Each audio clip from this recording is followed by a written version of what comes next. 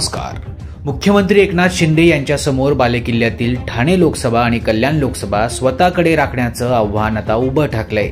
एकीकडे ठाणे लोकसभा मतदारसंघावर भाजपनं दावा केलाय, तर दुसरीकडे मुख्यमंत्र्यांचे सुपुत्र श्रीकांत शिंदे खासदार असलेल्या कल्याण लोकसभा मतदारसंघात देखील भाजप कार्यकर्ते पदाधिकाऱ्यांनी कल्याण लोकसभा मतदारसंघ भाजपला मिळावा अशी मागणी केली आहे। इतकेच नव्हे तर हा कल्याण लोकसभा मतदारसंघ भाजपला मिळाला नाही तर कल्याण पूर्वेत भाजप कार्यकर्ता पदाधिकारी काम करणार नसल्याचा इशारा देखील या बैठकीत देण्यात आलाय।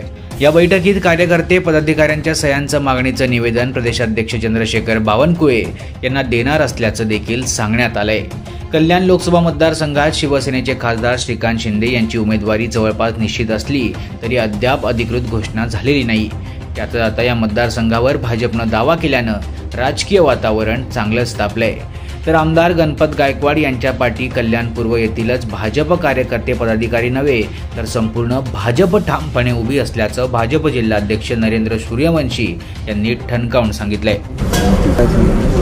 कल्याण पूर्वच नव्हे, ही लोकसभा असेल किंवा भारतीय जनता पक्षाचा कोणताही कार्यकर्ता असेल, त्याचं माननीय आमदार गणपतशेठ गायकवाड यांना 100% समर्थन आहे।